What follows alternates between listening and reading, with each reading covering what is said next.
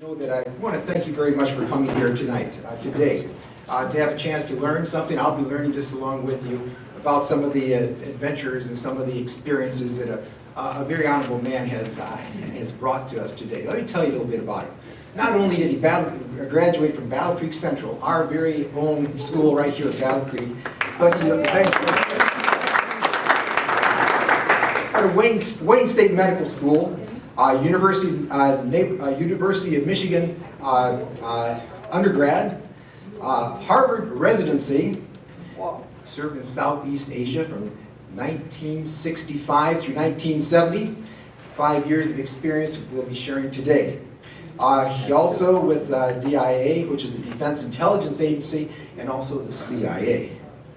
Bring to you, proudly, Joe Schwarz. Joe.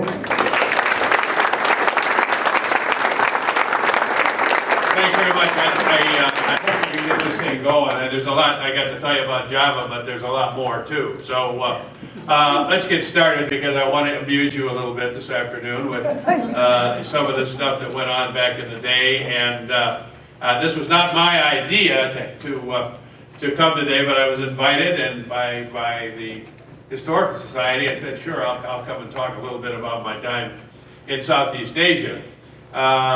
I graduated from medical school at Wayne State in 1964 and went off to Los Angeles, California, like all thinking young men did in that era, to Los Angeles County USC Medical Center, which at that time, it may still be, the largest hospital in the United States.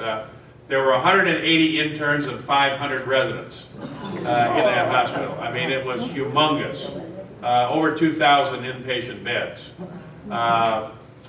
And like other Midwestern young men who came out, and mostly young men at that time, came out of medical school, there were a ton of us from U of M, Wayne State, IU, Ohio State. Yes, I said Ohio State.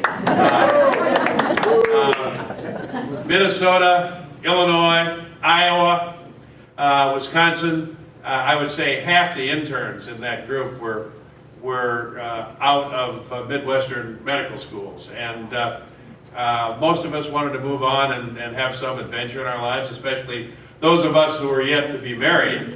And my best friend in medical school was a chap named John Vance Hill from the University of Iowa. John was from Cedar Falls, Iowa.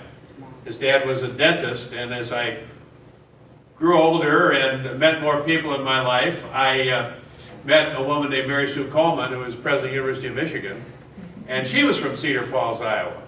And you know, things don't get very far from other things in life, and I found out that she was a childhood buddy of John Vance Hill. She was a little girl when he was about a junior high schooler, and John Vance Hill's father was her dentist. So it is a small world out there. About 3/4 of the way through our internship, John Hill and I decided we wanted to go in the service and go to Vietnam, which would question our sanity right off the bat, but nevertheless, we did. We went down to the Navy Officers Recruiting Depot in Los Angeles and introduced ourselves, as we were going to finish our internships in about 4 months, and we'd like to join the Navy, and we would like to become battalion surgeons for the Marine Corps. You know, the Marine Corps does not have their own medical corps. They have Navy doctors, and Navy corpsmen are the Marine doctors and Marine corpsmen. So this is what we asked this very grizzled old chief petty officer who was sitting there looking at us like we were truly insane. And he said, well, you know, doctors, I don't think I'm going to have any trouble granting you your wish. and he didn't. And I was off, as was John, off to Vietnam in the summer of 1965 to Vietnam, as a battalion surgeon for the 2nd Battalion, 1st Marines, just south of beautiful downtown Da Nang. In fact, our first duty was perimeter guard for the Navy Seabees who were building the Naval Hospital at China Beach, the same China Beach that they had the TV show about, that hospital. So I spent almost a year in that assignment. And if you can enjoy something like that, I enjoyed it. I enjoyed very much being part of the Marines, I asked my commanding officer, a Marine colonel, said, I can be a Marine now, right? He said, no. And then one night after he'd had a couple of beers, he said, well, we'll make you half a Marine. And I said, well, thank you very much. But my orders came through, and I got orders to be an assistant naval attaché at the United States Embassy in Jakarta, Indonesia. It's pretty close. Joe, excuse me, but do you have a PowerPoint presentation? Now, I have only 4 maps on there. Oh, okay, we can get those easily. Okay, so the one I would like to get up right now is the one of all of Southeast Asia. He looked at my orders, and he looked at me and he said, boy, who do you know? And I said, Colonel, I don't know anybody. And he said, well, could be a very nice assignment. And then he thought about it for a minute. He said, there's a revolution going on there, isn't there? Yes, there is. And he said, as I remember, it's been kind of nasty, hasn't it? I said, yes, it has been. He said, well, good luck, kid. And I got back to the States, went to a very abbreviated course at the attaché school in Washington, D.C., and was on notorious Pan Am Flight 841 out of San Francisco to Jakarta via Honolulu, Wake, Guam, Manila, Saigon, Singapore, and Jakarta. And I didn't know any better. I never got off the plane. I just took it the whole way. I didn't stop to spend the night anywhere. And so I arrived in Jakarta in rather bad shape, was met at the airport in Jakarta by my new commanding officer. I was looking for a Navy captain or something. My God, it's another Marine. The naval attaché is a Marine colonel, whose last name, by the way, was Kellogg. No relation to any of our Kellogg. This is of the Arkansas Kellogg's. 6 feet 4 inches tall. He was the largest World War II, physically, the largest World War II Marine fighter pilot. They had to jack him into the cockpit of the aircraft, you can say. But he's a wonderful guy. And there was a revolution going on. If you can recall, Sukarno was the George Washington of Indonesia. Sukarno, after World War II, was able to lead a revolution, sometimes hot, mostly lukewarm, sometimes cold, against the Dutch, who were reclaiming the East Indies that they had had for 300 years. It was the Dutch East Indies. And Sukarno was the father of the Republic of Indonesia. And Sukarno did very well for a few years, as far as we would say, for governing somebody like that. And then he kind of headed south. A lot of money, a lot of other things that kind of corrupted him. And that's Java. Which one do you want? I want all of Southeast Asia. There is one there. There's 5. That one won't project. That one won't project? Wow, no, then put the other one up. Actually, leave that one up right now. That's because that's where we are. We're in the island of Java. Anyhow, so in late 1965, the Communist Party of Indonesia decided to pull a coup with the compliance of Sukarno, who thought he would still be in power, but it would be kind of a communist state. And the PKI, the Communist Party of Indonesia, staged a coup. And in one evening, they assassinated 7 of the 9 senior members of the Indonesian military. Shot them dead. Unfortunately, they missed one. His name was Suharto. We aren't sure to this day where he was when this happened. The story that they put out was he was at a hospital visiting one of his children who was ill. The other was that he was on his way south from Jakarta to a place called Bogor, and then Bandung, which you can see up there on the west end of Java, to get some help. We're not sure, but his life was spared Subandrio, the foreign minister's life was spared as well. He got out of his house as the assassination squad was coming in the front door, over a wall. Both his daughter and his bodyguard were killed. So a couple people who did not want Indonesia to become communist survived. Suharto did finally get to Bandung, and he found a loyalist general named Ibrahim Aji. Ibrahim Aji was a Sumatran. He wasn't Javanese. There is a huge difference. The Javanese are very mystic, 2 gourds over the left shoulder, 1 over the right, read the entrails sort of a people. And the Sumatrans are very practical. They ought to have seats on the New York Stock Exchange. They're very practical people, and Aji was that kind of guy. Aji was the commanding officer of what was called the Siliwangi Division. The Siliwangi Tiger is the Javan Tiger. And Suharto convinced Aji to march the division down to Jakarta and take over some of the government buildings, which he did.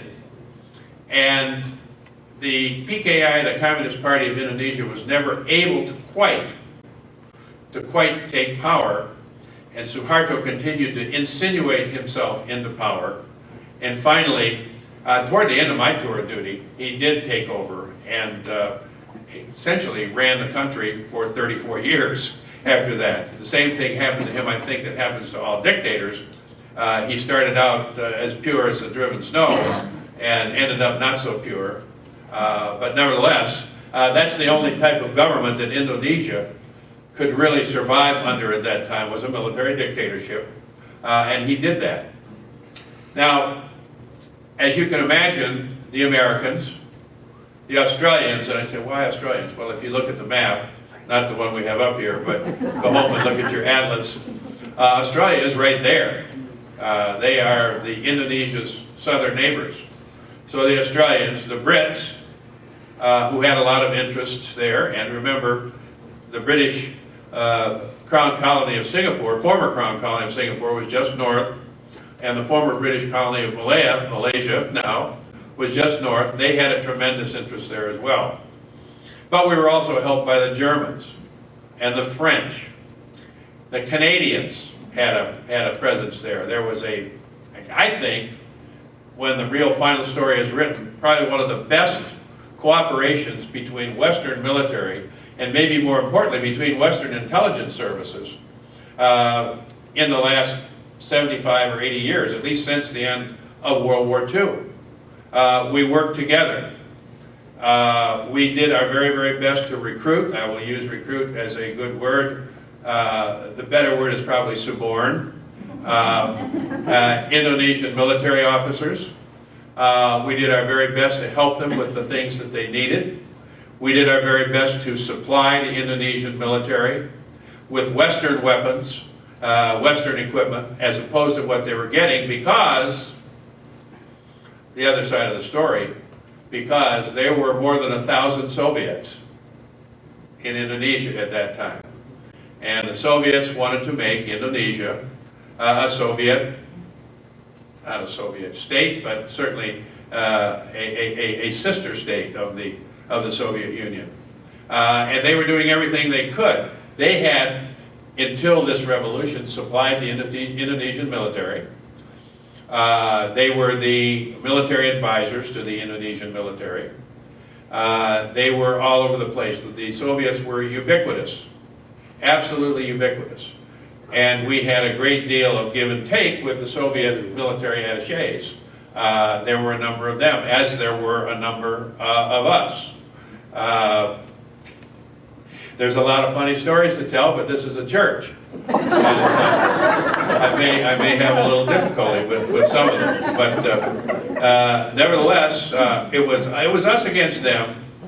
I had never, and I was warned, in all the training I had, I was warned. I said, you think that there is no KGB, and the KGB won't be there, and they won't be after you, and they won't be asking you questions. And yes, that's what I thought, until they did. Not only were the Soviets there, but their satellites were there, and of course, They were doing whatever the Soviets wanted them to do. So the East Germans had an embassy there, the Czechs had an embassy there, the Polish had an embassy there.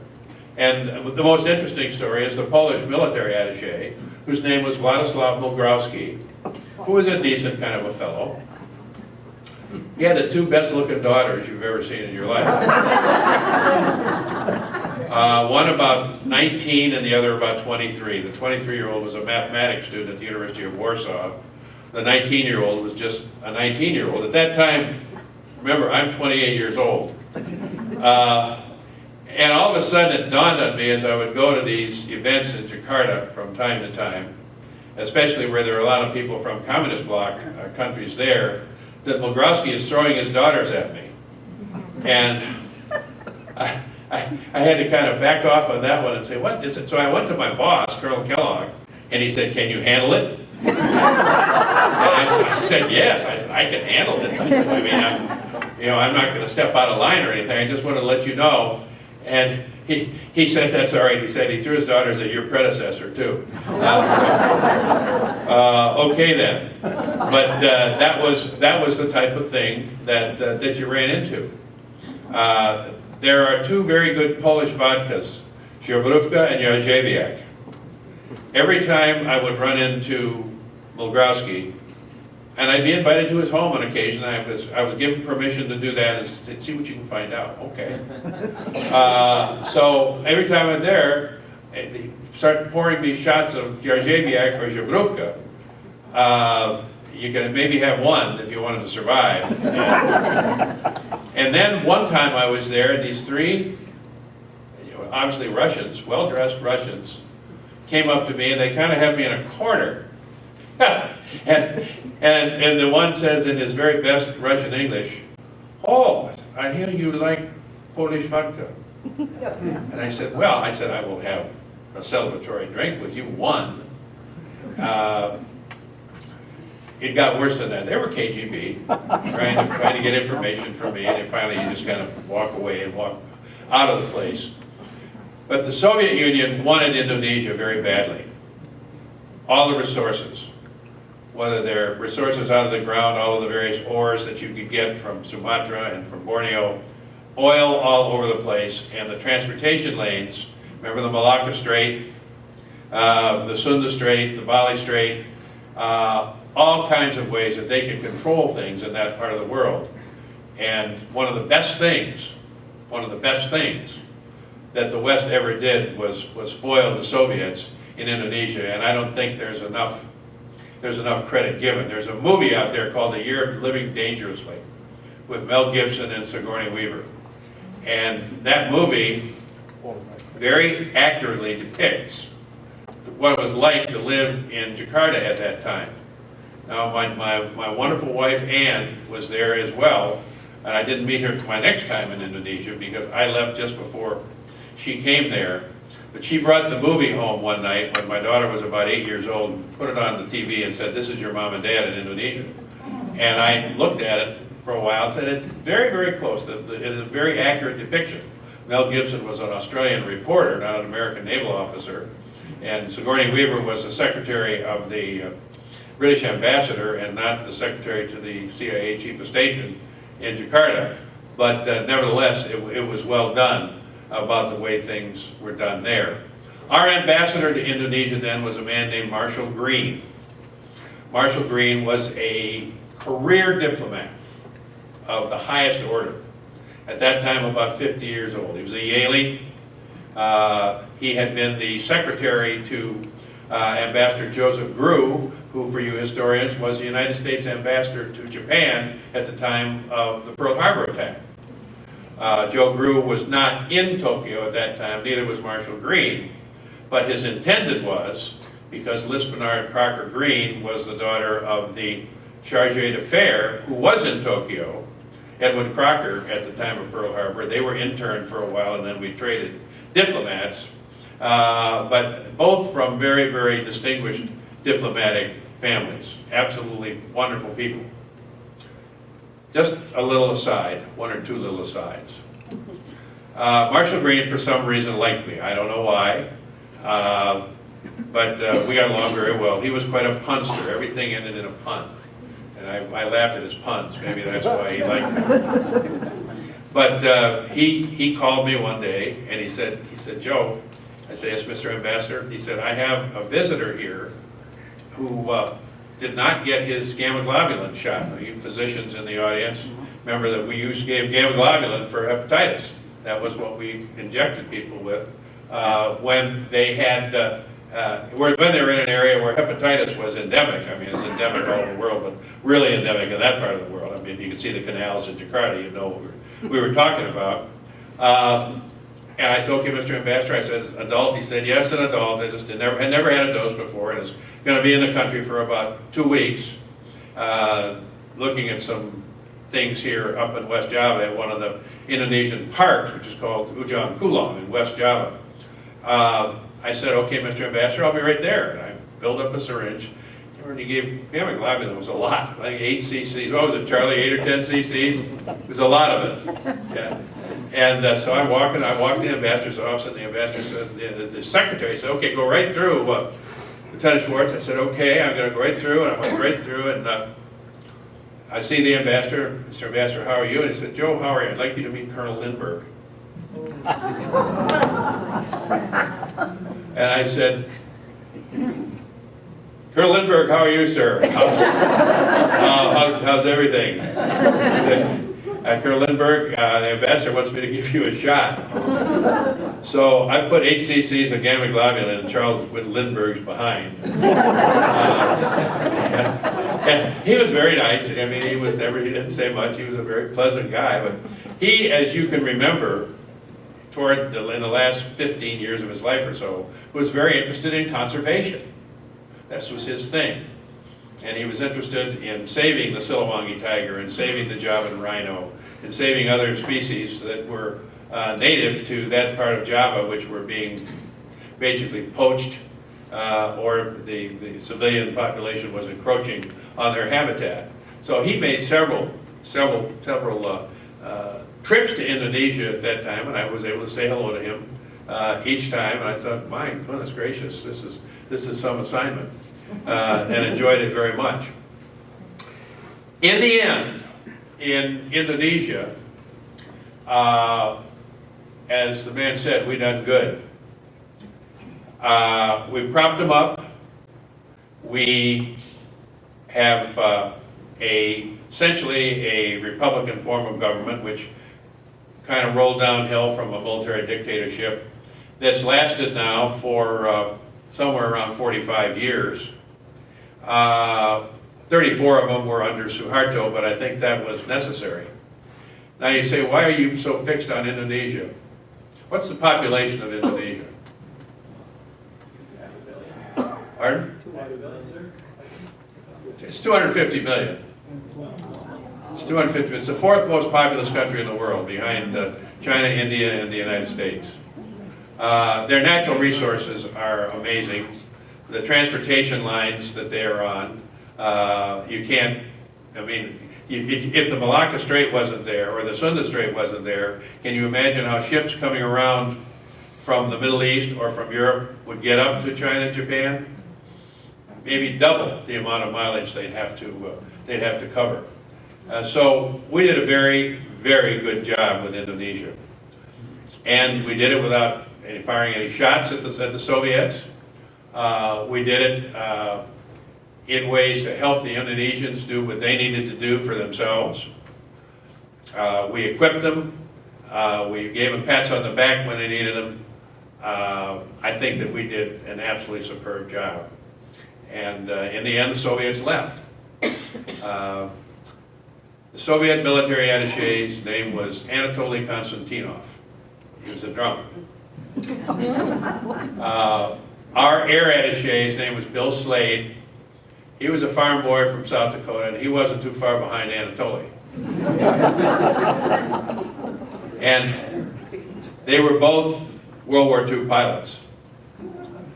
And one of my memories that you never forget the things that amuse you is Colonel Slade got a little too heavily into the Pepsi one night, and I was given the assignment of driving him home. So I did. I drove him home, and he had a place on one of the streets in Kebayoran, which is a section of Jakarta where most of the diplomats and military people lived. And right behind us, I noticed there was a Russian embassy car, and it was Anatoly Konstantinov. And he was just 2 doors down and across the road. And his car let him off, and I let Colonel Slade off. I said, Colonel Slade, you're going to be all right. He said, I'm going to be fine. So I'm backing my car out of the driveway. And Slade goes up to the end of his driveway, and he's screaming at the top of his lungs. He says, Anatoly, you are the best communist I know. And then from down the street, I hear this voice say, Bill, said, you are the best capitalist I know. And then Slade says, let's have a drink. And they did. It was a great assignment. I enjoyed it immensely. That's one of the times where we really did a great deal of good, and I would do that one again easily. I wish I could be 40-some years younger and do it. And Indonesia to this day exists as it has for those 45 years, and it is a staunch ally of the West. In an Indonesian fashion, by the way, but nevertheless a staunch ally of the West. The island of Java, which I think is up on the map now, Yes. is the most densely populated piece of land on the earth. It is the most densely, that land, and you can, because it's so well defined, it's an island, you can pretty well calculate.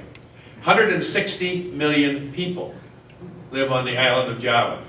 The island of Java is 600 miles long, but it's only about 65 miles wide. And the spine of the island is mountainous, it's volcanic. There's not, you can't live everywhere, although you go up the side of some of these mountains and people live up as far as they can live because it's the only space they can find. But it's an important country. I don't think it gets the credit it deserves, and I don't think perhaps the West gets the credit it deserves for having saved it in 1965, 6, and 7. I left the Navy then, and while I was in Indonesia, DIA, which is the Defense Intelligence Agency, works with the CIA frequently, and the CIA had a very active operation in Indonesia as well, as you can imagine. Great people. Couldn't say enough about them. But when I left the Navy, they came knocking on my door, actually before I left Jakarta, and said, wouldn't you like to come to work for us? I said, being full of myself, I said, sure, I'd be delighted to. And so off to Washington again, some training by the CIA, not a whole lot. Out to the place they call the farm in Northern Virginia for some other training that they give you. And then they said, would you like to go to Laos? And I said, sure. I'd love to go to Laos. Maybe we can get another map up there now. And they said, okay, well, we're going to send you to Laos, and there's going to be a small group. And of course, you're not officially recognized as being there, which we're called black. We're not there. If we're caught and arrested by the bad guys, we're caught and arrested by the bad guys, and that would not be good. But there were a group of about 7 or 8 of us. That's good. Very good. And that is Laos up there. The yellow around it. And I can't, if you go up, way up to the top, Thailand here, Laos there, you can see, if your eyes are really good, there's something called Ban Hui Sai, which is way up near the Burma border and the Thai border on the Mekong River. About as far north in Laos as you can go. Actually a little north of the 19th parallel. That's where I went. It's not the end of the world, but you can sure as hell see it from there. And we were a group of about 7 or 8 Americans. As I mentioned, and someone wrote about it, the senior officer, all of us who of course wanted to be as inconspicuous as possible, The senior officer was a fellow named Bob Thomas, who was 6 feet 4 inches tall, blonde and blue-eyed. We called him Captain Indigenous. But we had a group there, and our job was to help the Lao military, the loyalist Lao military, against the Pathet Lao and the North Vietnamese who would come across. And, you know, they run tours up the Mekong River now up there, and tourists. I've talked to people who went up there on a boat on the Mekong River, and my God, I can't believe it. Because the Mekong River, first, is a humongous river. It's huge. And if you look at rivers in the United States and say, boy, that's a big river. Well, that Mississippi sure is big. That Missouri sure is big. Mekong is bigger. Even up there, it's bigger. And across the river is northern Thailand, which, believe me, is nothing like Bangkok. So there we were. And we did all we could to help the Lao military kind of defend that area from being overtaken by the Pathet Lao. Our group was a very talented group of people in that we had medical skills, we had military skills, and I think we sold the United States pretty well, and I think we did a lot of good. Any of you know what Air America was? Air America was the CIA airline, so to speak. And there's a movie, another Mel Gibson movie, Air America, which actually it's over the top a little, but the Air America pilots in that movie are portrayed as a little bit wacky, and I can assure you that that was correct. And we would fly all over northern Laos on Air America choppers or Air America C-123s, which was a pig. Colonel, is that correct? Correct. But they put the jet assists on the wings, and they made it not a pig. So it was a pig, not a pig. And we could use short takeoff and landing runways. Then the airplane that I really loved was called a Pilatus Porter. And you're gonna have to go and Google it. It's a Swiss-invented airframe. It was an Alpine airplane, but it had a Garrett Air Research jet prop engine on it. And it could take off in about 300 feet, 250 feet, land in less than that. Their favorite landing spot near Huisai was a soccer field. An amazing aircraft. They need to go up and it would cruise at about 170 knots, but then you could land it again wherever you wanted to. So this is where we got around. This is what we did. And again, I think we did some good for the Lao people up there and helped them out. The place is full of malaria, and we passed out anti-malarials like nobody's business. All kinds of interesting sorts of things happened there. And I'm proud of my service in Laos. And when I end today, I will tell the story that still gets me about my service in Laos. But we worked with the Meo, the Yao, the Aka, the Lu, all of the tribal people. And I thought it was a good exercise for us who weren't supposed to be there. We were never there. Yeah, we were. Yeah, we were. Guy walked up the hill one day. His name was Tony Poe. I found out later that was his nickname. They called him Tony Pochepka was his name. And he was a CIA legend. And he'd gone Asian. He'd been in Asia probably since the end of World War II, which at that time was 21 or 22 years. And but he was a guy. He was an American. He was from Pennsylvania originally. And actually, there's a Wikipedia page on Tony Poe. It's like, Tony Poe, it can't be the same guy. Well, it is. And he came up the hill and he said, "Doc," and I said, "Yeah." He said, "I'm Tony Poe." I said, "I know who you are." And he said, "They want you in Bangkok." And I said, "Why do you want me in Bangkok?" He said, "Never mind. So we want you in Bangkok." So I went over to the airstrip, which was along the Mekong River, and ran up and down hill. You landed uphill, you took off downhill toward the river. And there was a Lao Air Force DC-3 in there, a Goody Bird.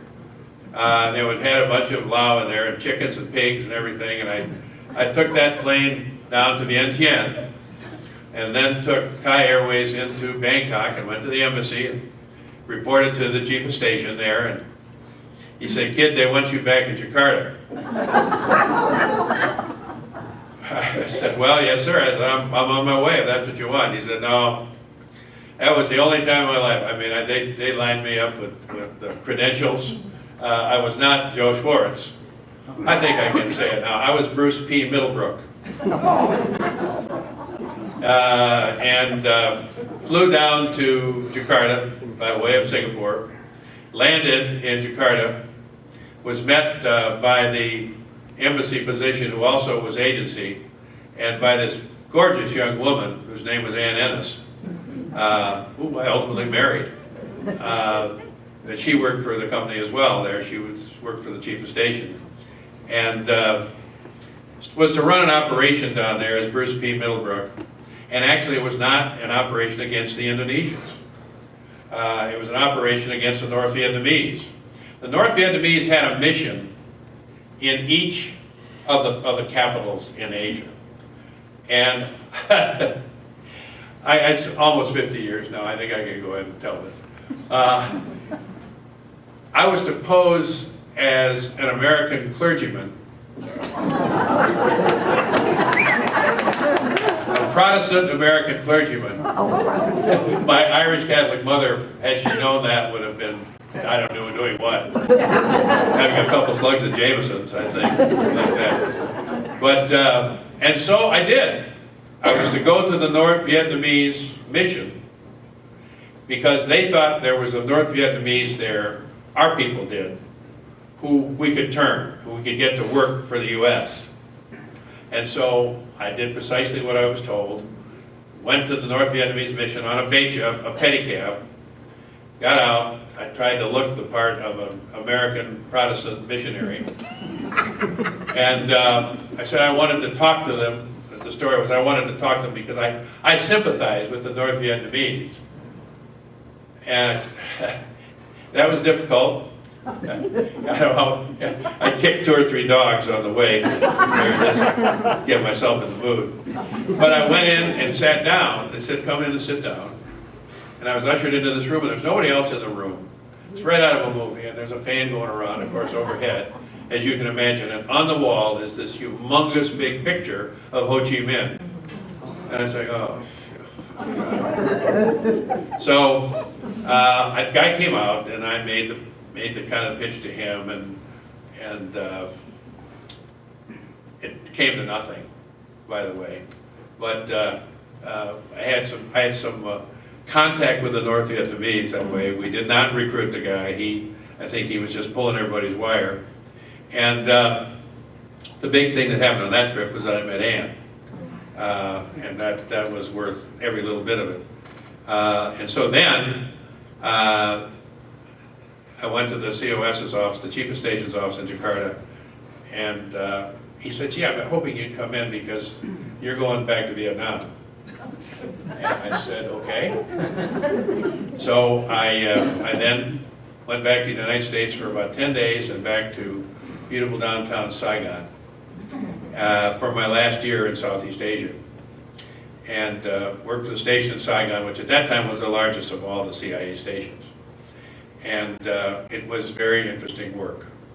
One of the things that I did, and it was mentioned in the newspaper article, but I believe it bears repeating, is the CIA ran a facility in Saigon, down on the Saigon River, called the National Interrogation Center. Now, I don't want to kid you and tell you it wasn't a jail. It was a jail. But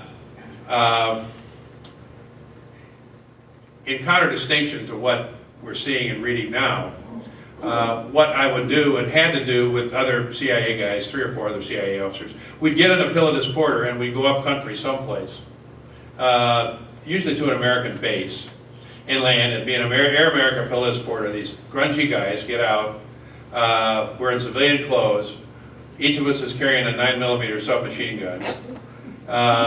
And the U.S. Army guys say, we know who you are. What are you doing here? And I said, well, we're going to that South Vietnamese prison up there to get so-and-so.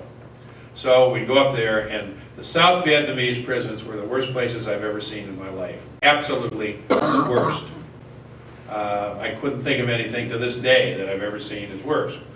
But there were people that we thought might be of value to the U.S., and we would go and we talked the South Vietnamese military into letting us take these individuals, and we put them on the plane and take them back down to the NIC in Saigon, where they had, it was a cell but not a cell, which had a bed, which had linen on it, which had a toilet, which had running water, and it had a shower. And they got 3 square meals a day. And they would be interrogated. Interrogation consisted of going to an interrogation room, sit down. Our interrogator would be there. If the interrogator could speak Vietnamese, there was nobody else. If he couldn't, then there was someone who could be the interpreter. And see if there was anything that this individual knew that could help us. We'd give him a glass of iced tea, do anything that was going to make him comfortable.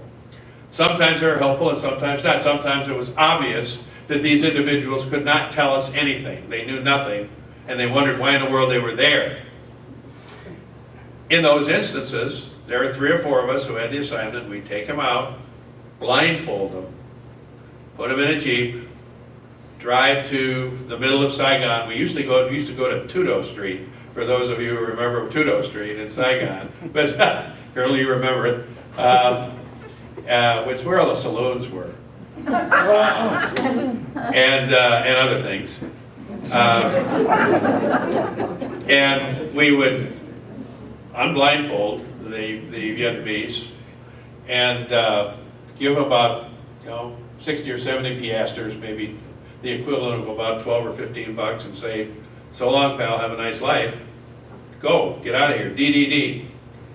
And they get this unbelievable look on their faces. Said, "Yes, you're free, go." But this is the way the agency handled interrogations, at least in that phase of the Vietnam War and in the NIC. And I think that was a very good way to handle things. When I left Saigon, it was June of 1970, and I had a place down from where my little hooch was. We had a little place to live with a bunch of other agency whack jobs, and we all were whack jobs. And it was a nice little Vietnamese street corner noodle shop where you could go in and you could get some noodles and a glass of iced tea. And since I would go in there, every time I was in Saigon, half the time I was not in Saigon, I was up country, but I'd go in there. And I got to know Mr. Tan, the owner, and his 2 daughters worked there. And every time that I would go in, I would order some noodles and iced tea in my best Vietnamese. And every time I did that, the girls laughed, chittered, because they didn't want this big goofy American to see they were laughing. So the last time I went in, and I wanted to say goodbye to Mr. Tan, it was very nice to me, always a nice place to sit, and could sit there and drink my tea and eat my noodles. And he spoke a little English, and I said, Mr. Tan, I'm going back to the United States, and I want to thank you for being so nice to me. And he said, "Oh, Bác sĩ." Bác sĩ is Vietnamese for doctor. I said, "Be happy to do." And I said, "I do want to ask you something, though." I said, "Why every time I order my tea and my noodles do your daughters laugh?" And he's going like this. And finally he looked up at me and he said, "Bác sĩ." I said, "Yes, Mr. Tan." He said, "You no order iced tea. You order iced piss."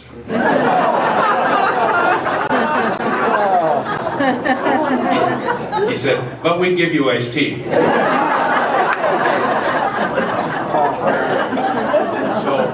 So I went, this brilliant Harvard student then went back. I never could get the tonal languages right. That's why I loved Indonesian. Indonesian has no tense. And it was a great language. You'd be surprised about us in Indonesia. Betul, oh man, that's what a great language. You can just rattle it off. The tonal languages, and Vietnamese is a Thai, T-A-I, family of languages. It's very, very difficult. I'm going to end with this story because it's the one that to me has the most poignancy of all the time I spend in that part of the world, and then I would be happy to entertain your questions, comments, insults, whatever you want to fire up here. But in Laos, we were up on top of a hill overlooking the Mekong River.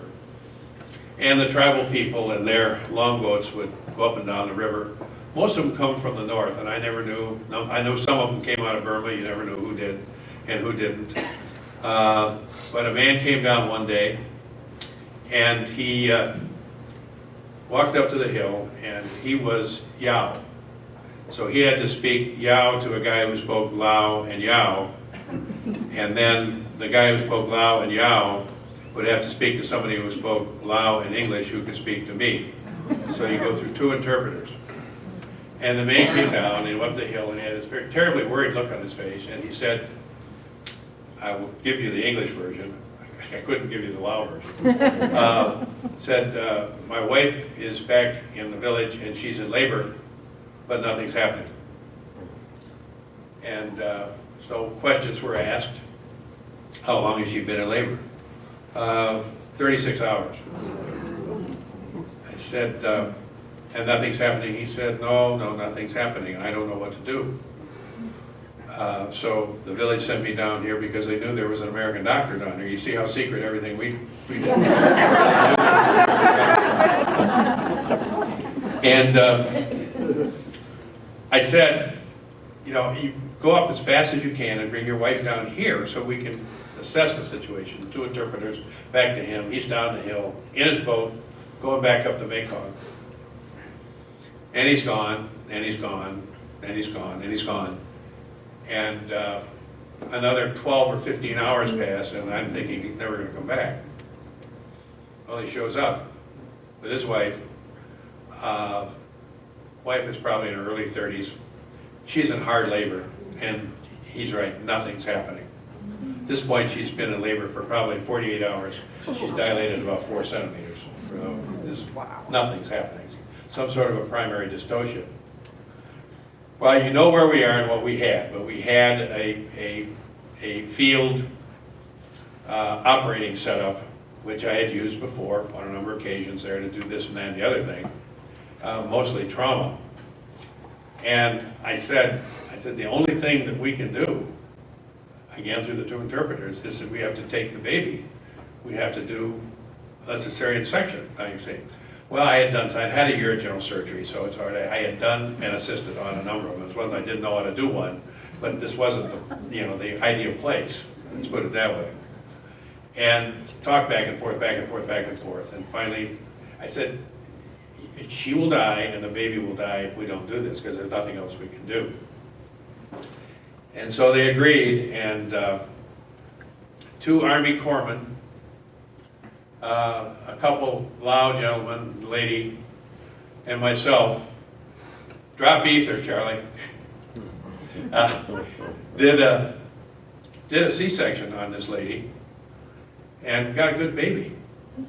Got a little boy. I have no idea how much the boy weighed, but it was okay. It was all right. And I didn't do the neat little incision that you do for C-sections now. I wouldn't even know how to do it. This was pubis to umbilicus.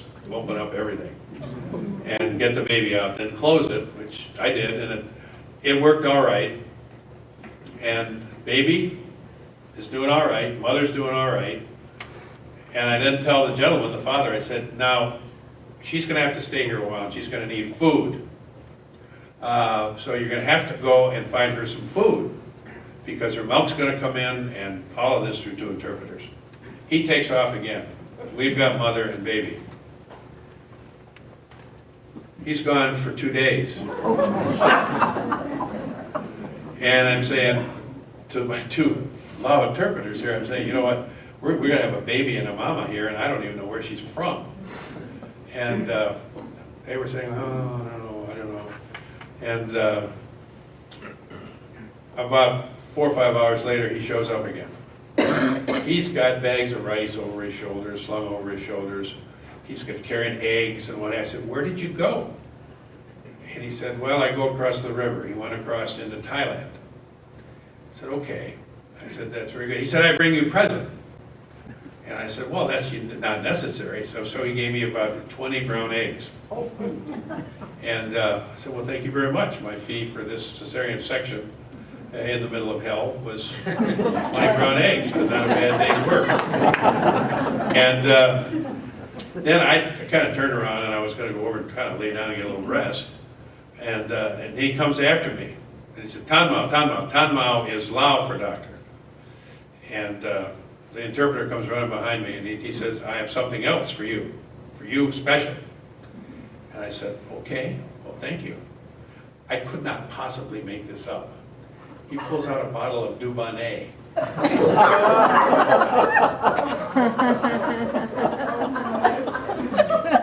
You know, here I am in East Nowhere, Laos, and this native pulls out a bottle of Dubonnet, which he obviously had purchased in Thailand, wherever he went. So my fee for that procedure was not only about 20 brown eggs, but a bottle of Dubonnet. I mean, how much better could a guy do, right? Yeah. So she did fine. She ate, milk came in, she was doing fine, the baby seemed to thrive, and then it was time for her to go.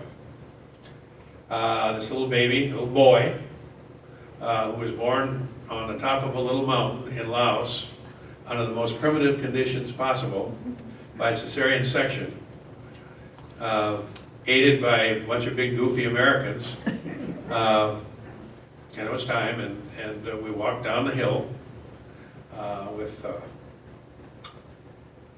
with Mom and Dad and the baby, and put him in his boat, said goodbye, sawadee, and up the river they went. And the biggest regret I have, the thing I'm saddest about after all these years, is I have no idea what happened to that baby. I have no idea whether the baby lived or died.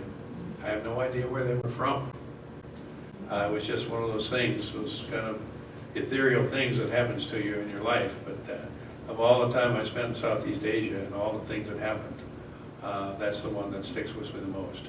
So I'll end it there. I want to thank you for your attention, and I will be happy to answer any questions, address your comments, and dodge your insults.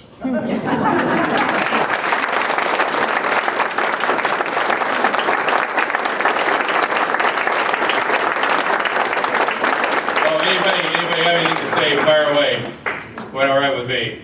Yes, ma'am. On your first assignment, you were in the Navy and worked as a Marine doctor. Yes. What, did you do other secretive things then, or just? No, I was strictly battalion surgeon for the 2nd Battalion, 1st Marines. That was my first assignment. John B. Hill and I got the jobs we wanted in the Navy. We wanted to go to Vietnam and we wanted to go with the Marines. And we did. One of the junior officers in our group became commandant of the Marines. Chuck Kulak became commandant of the Marine Corps, and he was a short guy. His dad was a lieutenant general in World War II, Victor Kulak. They called him the Brute. And Charles Kulak, who became commandant of the Marine Corps, down the line happened to be I can't remember if it was a first lieutenant or second lieutenant in our group. Yeah, it was all Marine Corps, believe me. And they wouldn't let me be one. Yes, sir. Joe, Yeah, Larry, go ahead. I just want to say to you, thank you so much for what amounts to a lifetime of service. The city of Battle Creek, state of Michigan, and the United States. We are very fortunate that you are one of us. You're very kind. Thank you.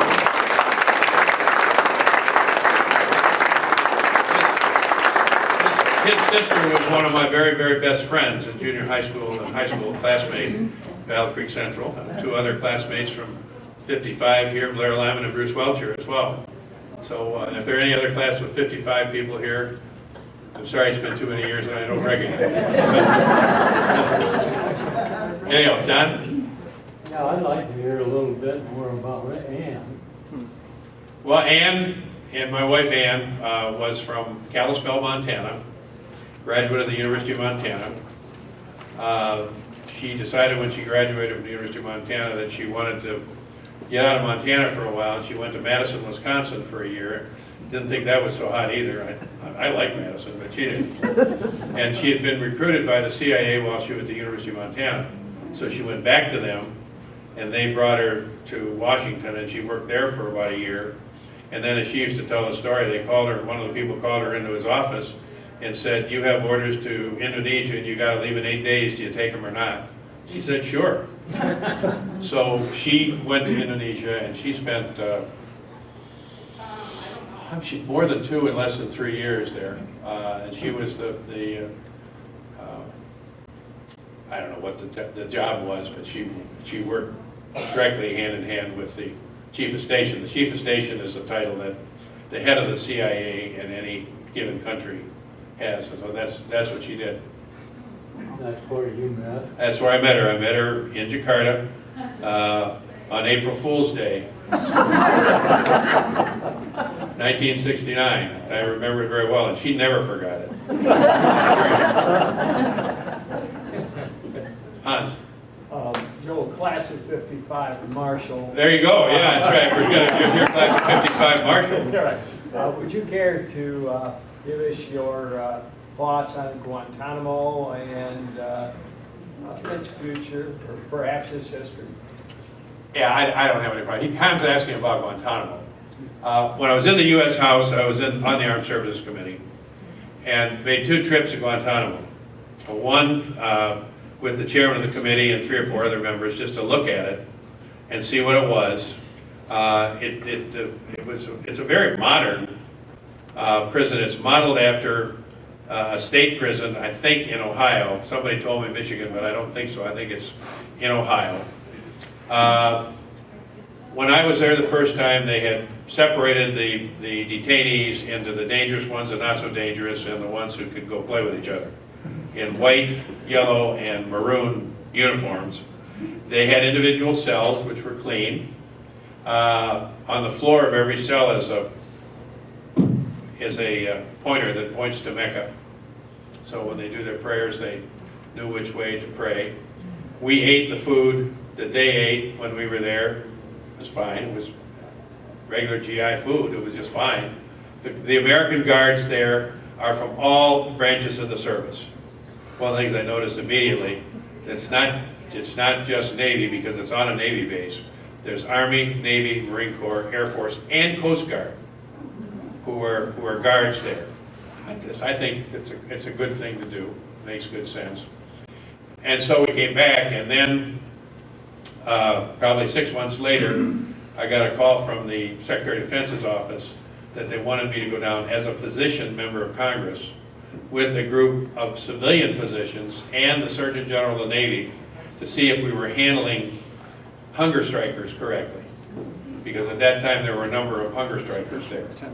So we went again, and the way they handled them, which is the only way they could, because it didn't make any sense that we're going to allow people to die of starvation in there, and the hunger strikers cooperated, indicating to me that this was a gesture on their part. It's a pretty strong gesture, but a gesture. They would take them out, put them in a chair that looked like a very revved up dental chair, and they had handcuffs on, and they had ankle shackles on, so they wouldn't try to get away, but they never did.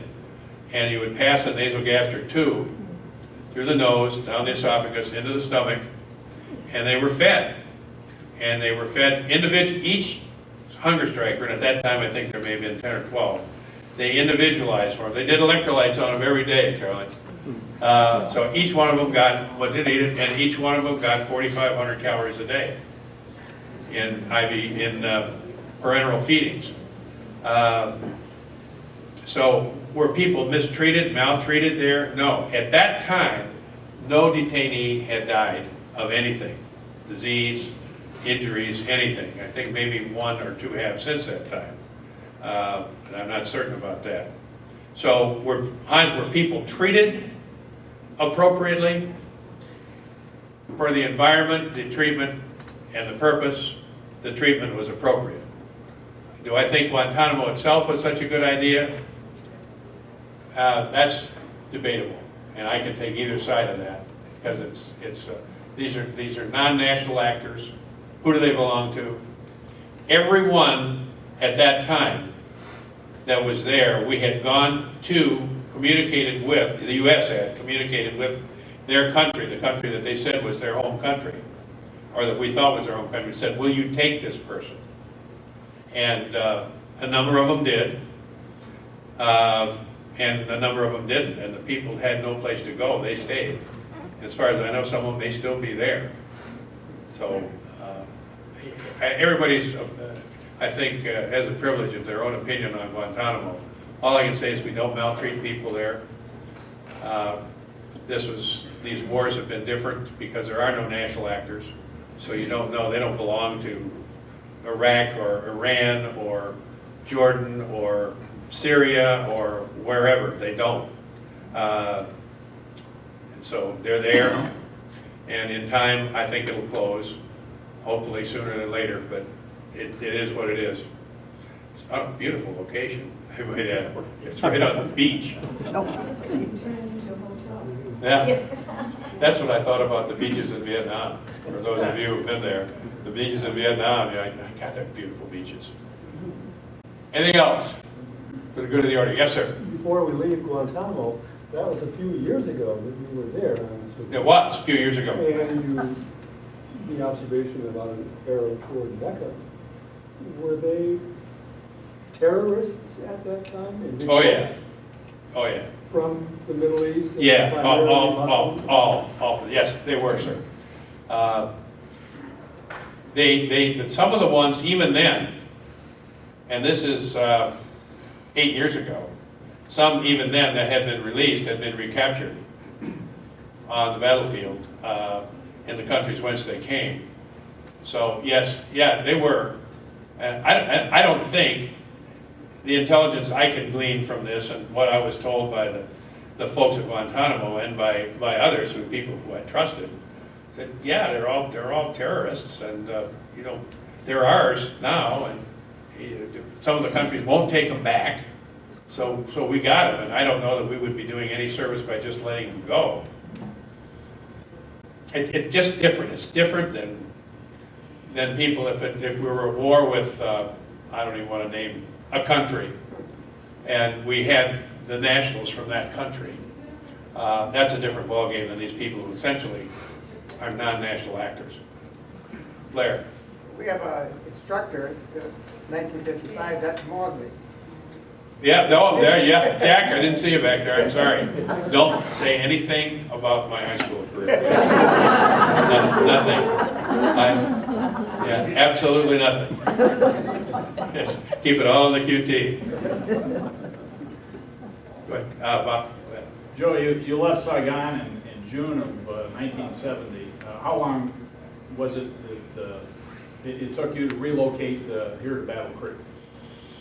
Well, 4 years, because I went to Harvard for my residency for 4 years, and then had a junior faculty position there, and Ann and I both wanted to come back this way, and I thought Battle Creek was always good to me. It was good to my father, who was a physician here before me, and to our family, and I've never regretted it. You have your good days, your bad days, but never regretted it. Sherry. I just want to thank you for being the wonderful person, friend that you have been to everyone. You've done a great job in helping Battle Creek, and thank you for your patriotism and a true statesman that you are. Thank you, Sherry. Just the way I told you to say it. Okay, we'll end it. Thanks very much. I'll hang around if anybody has any questions. Thanks very much.